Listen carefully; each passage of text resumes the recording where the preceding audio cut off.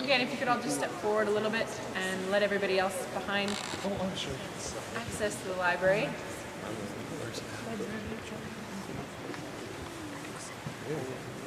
Alright, so welcome to the library. As I mentioned, one of my favorite spots of the building. The cameras come out definitely here in the library. It looks very different from the rest of the building. But as I mentioned, the documents that you will see here are the handwritten reports. So everything that's being transcribed from the House of Commons. You see here on the either side the black books with the green ribbon. That's coming from the House of Commons. Or from the Senate, it would be red. Talking again more about that as we make our way to the Senate side. But there are also many other documents here in the collection, over 1 million different types of books or other files that we do have. Actually, our rarest book is rather large. It's about probably your size. And it's worth over $13 million, and it's actually called The Birds of North America. It's all hand-painted.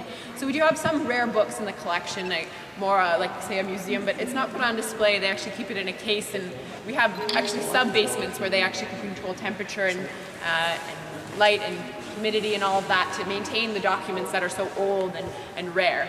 But many of the documents that you see here are useful for the parliamentarians.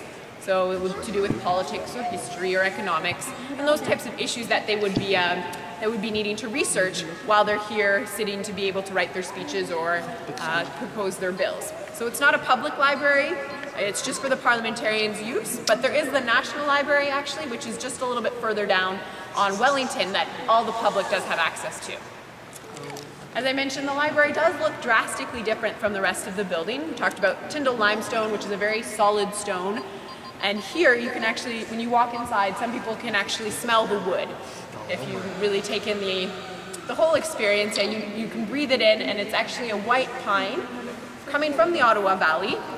And originally, the center block building was all constructed of wood. But on the night of February 3rd, 1916, a fire broke out.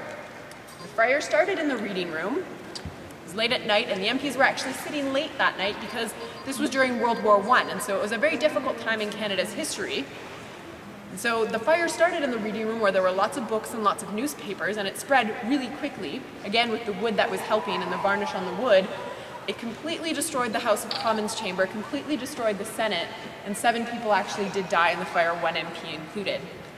So it was a very tough time, again, in Canada's history. During the war, we had nowhere to sit on Parliament Hill. And the only really, the shining light of the whole story was the fact that the library was able to be saved. So we still have the original wood that you see here, and that is actually due to a couple of factors. First off, there are a set of doors that you might have noticed as you were walking in. They look like they're made of wood, but on the inside they're actually made of iron.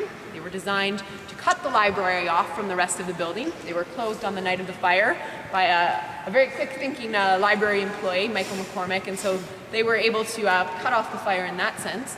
The fire did spread a little bit to the roof of the library, but they were able to put it out in time, so the constables and the firefighters that were working really hard to save the library. The library actually took 16 years to build, so it dates back to 1876. Whereas the rest of the main building reconstructed from 1917 to 1922. So that's the difference between the buildings. And actually you really see the age of the library. If you look on either side, the library is 8-sided. You'll see the provinces that are represented here. Just across from us here we have Canada as a whole, and then the other ones, so 7 provinces. Can anyone maybe pick out which ones might be missing? Or would know maybe, in 1876, which ones would be missing? Newfoundland and Labrador, yes, that's one. There are 2 others. Alberta and Saskatchewan, exactly. So these 3 are missing from the library because it was constructed before these provinces actually joined Confederation. Yeah. Interesting. Good question, and actually, we don't actually have the answer for that because it was a little bit of a mystery at the time, and if you can imagine, during a period of war, a lot of people jumped to a lot of conclusions. Was this set purposely on fire?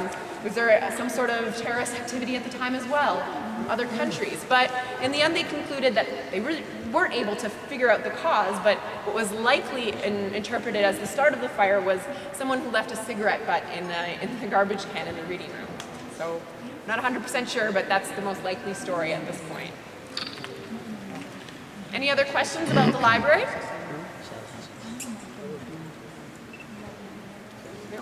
All right, well, we're going to be making our way to the Senate side to see the foyer.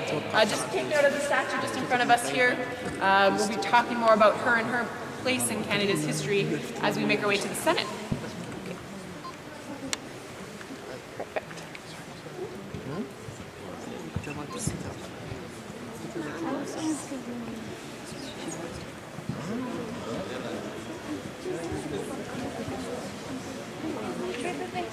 Si Dingin.